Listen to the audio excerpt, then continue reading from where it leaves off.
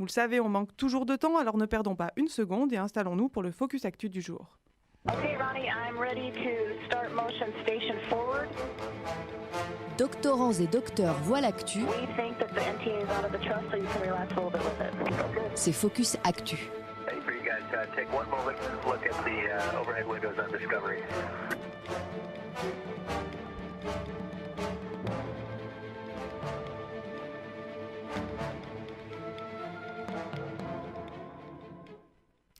Bonsoir Lucie. Bonsoir Barbara. Alors c'est pas la première fois que tu viens réaliser un Focus Actu avec nous. Tu étais déjà venue en juillet dernier, si je ne me trompe pas, pour nous parler de Philae. Oui, c'est ça. Alors aujourd'hui, tu as encore la tête dans les étoiles, ou peut-être que je devrais dire la tête sur Mars, puisque tu viens nous parler d'ExoMars. C'est ça. Aujourd'hui, j'ai la tête sur Mars. Alors peut-être avant de laisser les chroniqueurs et les invités te poser toutes leurs questions, j'imagine qu'elles sont nombreuses, peut-être peux-tu nous en dire un petit peu plus sur cette sonde et sur ce qu'est ExoMars. Oui. Alors, vous en avez probablement entendu parler dans les médias cette semaine. L'Europe et la Russie se sont envolés vers Mars lundi matin avec la mission ExoMars. Dans 7 mois, le satellite qui répond au doux nom de Trace Gas Orbiter larguera le module au nom tout aussi chantant, Schiaparelli, vers la surface martienne avant de se mettre en orbite autour de Mars. Alors, ce n'est pas la première fois que l'Europe se posera sur Mars. C'est déjà arrivé en 2003 avec l'atterrisseur Beagle 2. Mais vous en avez probablement moins entendu parler, car avant son atterrissage sur Mars, Beagle 2 n'a plus donné signe de vie à l'orbiteur Mars Express, qui lui fonctionne toujours. Donc cette fois-ci, on croise les doigts pour que le succès de la mission soit total.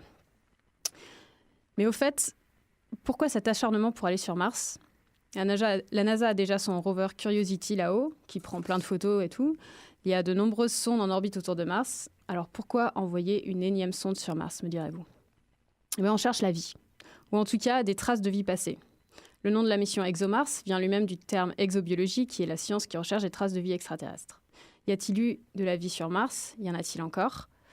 S'il y en a eu par le passé, pourquoi s'est-elle éteinte ? Telles sont les questions qui animent les scientifiques du monde entier. La mission ExoMars se déroulera en 2 temps. La première partie, ExoMars 2016, qui s'est envolée lundi, comporte l'orbiteur TGO. Donc c'est l'acronyme de Trace Gas Orbiter. Il va falloir vous y faire, parce que dans le spatial, il y a plein d'acronymes. Et l'atterrisseur Schiaparelli. La deuxième partie aura lieu en 2018 avec l'envoi sur Mars d'un rover et d'une plateforme fixe qui fera des analyses d'échantillons in situ. Mais bon, revenons donc à ce qui nous intéresse aujourd'hui, la mission qui s'est envolée il y a 2 jours. Vous devez brûler d'impatience d'avoir plus de détails sur les technologies embarquées et les instruments scientifiques à bord. Donc si vous avez des questions, allez-y. Oui, peut-être moi j'en ai une. D'abord, sur tout ce voyage que va effectuer ExoMars, parce que donc on nous a annoncé 7 mois de temps de vol, je crois. Comment on fait pour régler un petit peu comme ça un vol de 7 mois dans l'espace ? À quel point tout ça c'est prévu dès le début, ou à quel point on a encore quelques consignes à donner, on va dire, sur ce vol-là pendant son trajet ? Alors, c'est prévu dès le début. En fait, lundi matin, il y a eu le décollage.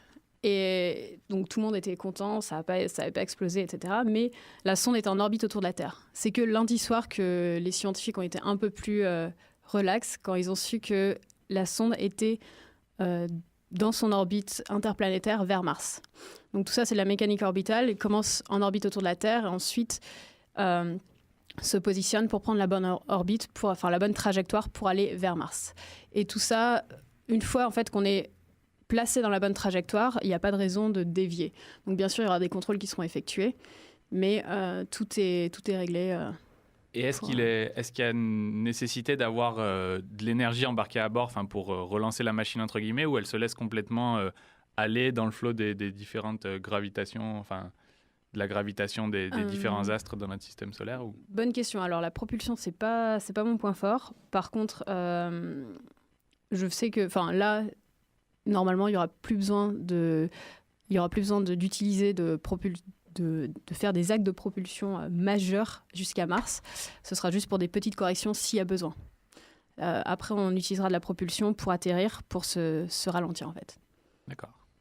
Moi, j'ai une question en écho à celle d'Arthur, parce qu'il parle de programmation sur plusieurs mois. Et moi, il me semble avoir lu que du coup, il y avait donc TGO et Schiaparelli, et que Schiaparelli n'allait pas rester vivant bien longtemps, entre guillemets, une fois qu'il serait sur Mars. Voilà, c'est ça. Donc, Schiaparelli n'a pas de panneau solaire. Donc, il va Il va être opérationnel à peu près 4 jours seulement. Philae en avait un, non, c'est ça? Philae avait des panneaux solaires. C'est pour ça qu'on a dû attendre qu'il soit au soleil pour pouvoir capter un signal. Mais donc là, Schiaparelli n'a pas de panneaux solaires, donc il va être seulement sur batterie.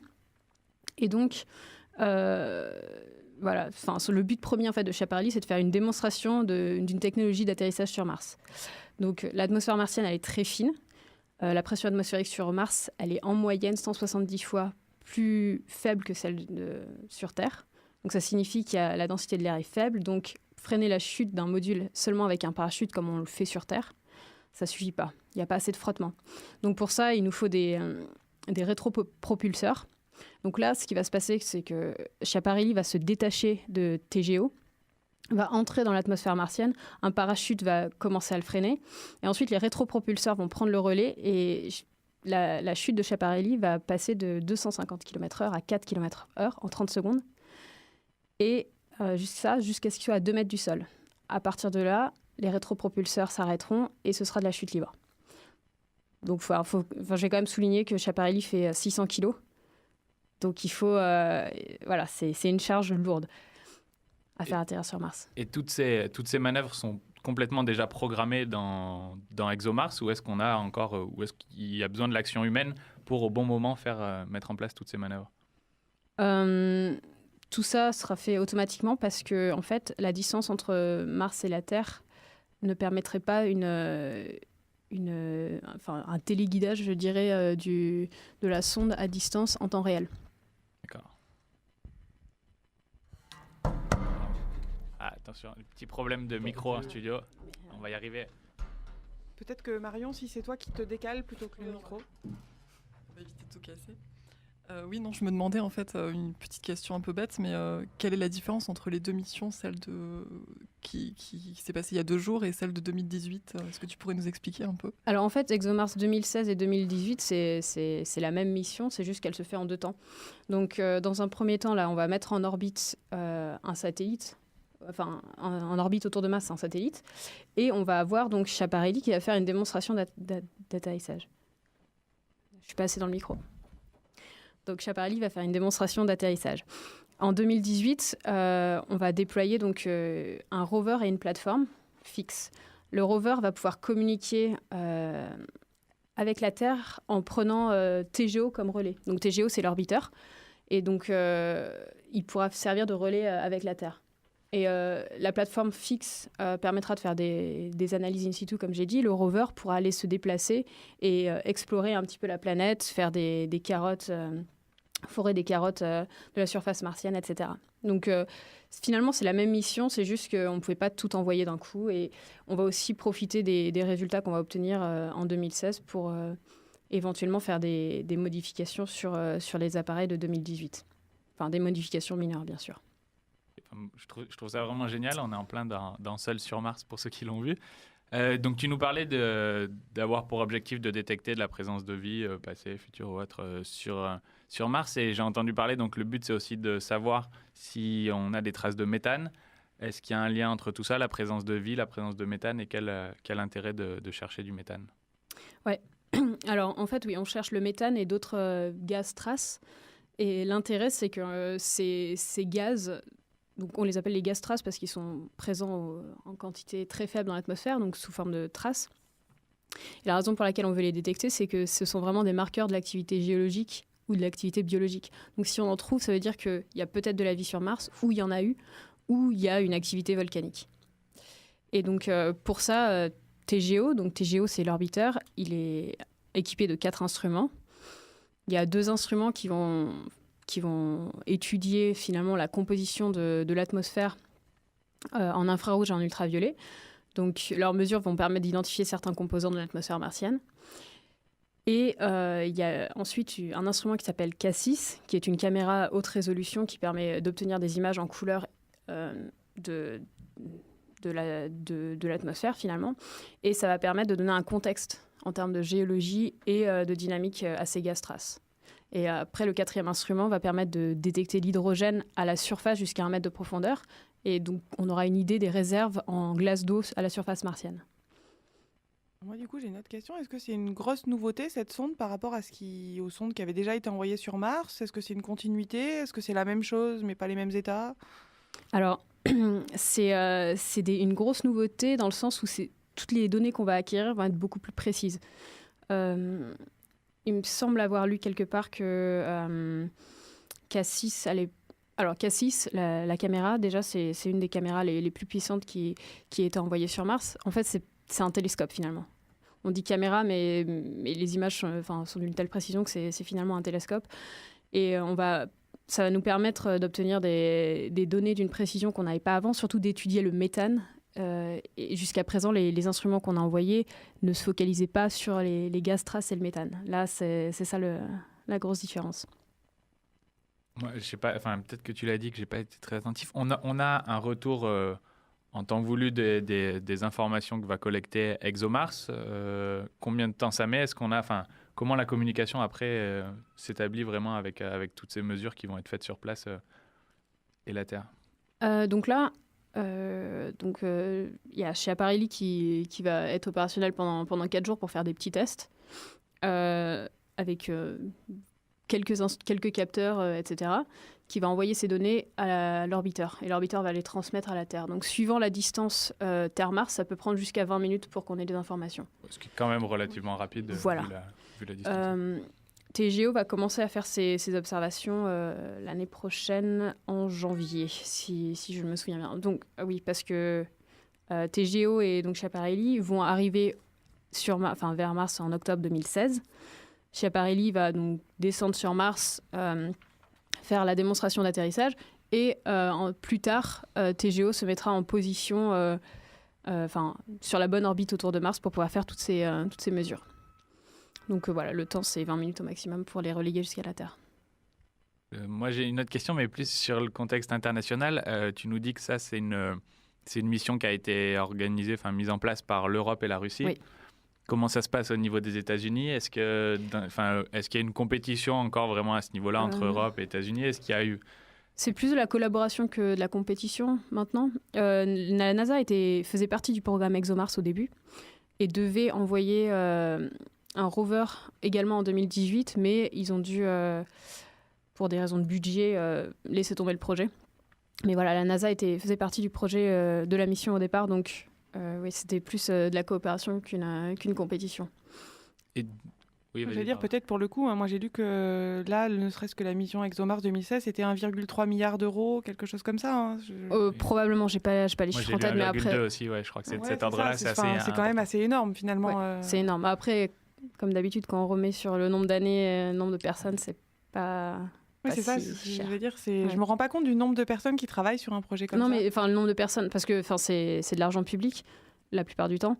Donc, si on prend tous les Européens et les Russes, ou qu'on divise selon ce que chaque pays a payé, donc si on le ramène par tête et par nombre d'années, c'est dérisoire le prix qu'on a payé pour une telle mission. Oui, puis même, je pense qu'en termes de personnes qui travaillent sur ce projet-là, j'imagine que ça fait quand même du monde...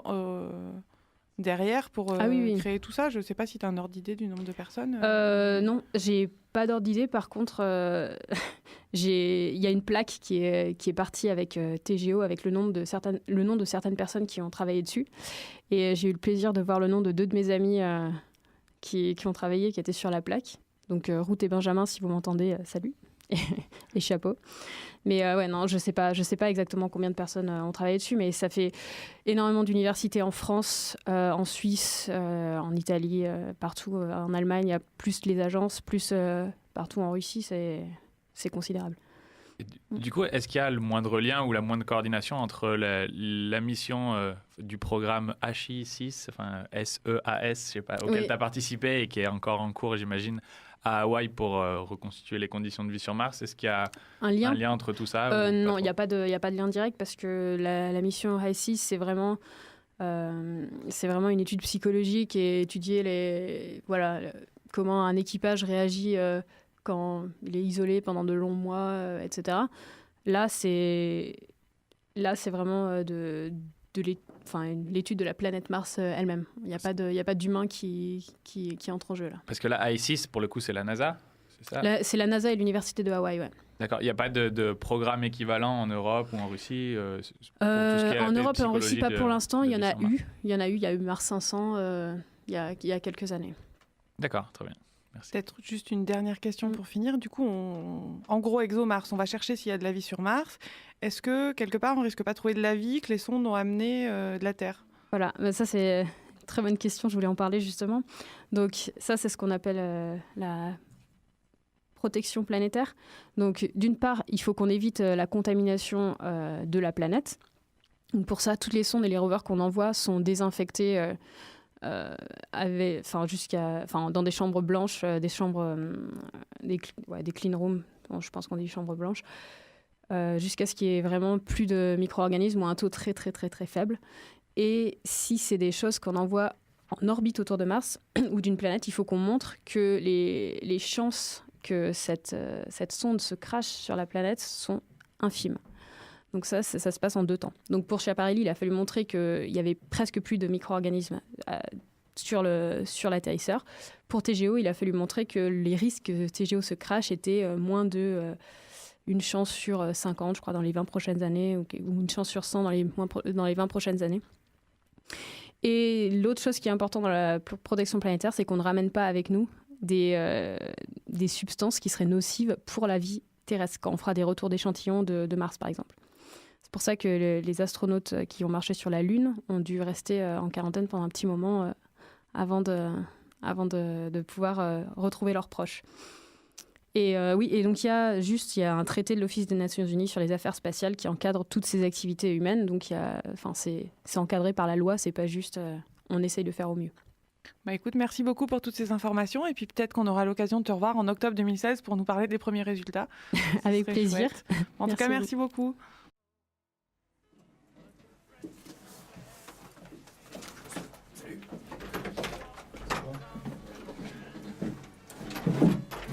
Il y aura des retours. questions, Pierre, en fait. On t'a posé plein de questions. Non, mais c'est juste, du coup, c'était pas... Du coup, t'as dit à la fin, il y a des échantillons qu'on va pouvoir rapatrier. Enfin, il y aura un retour de certains échantillons. Il n'y a pas de retour d'échantillons, c'est les données. Ah oui, d'accord, c'est juste pas... Il n'y a rien concrètement de matériel à venir.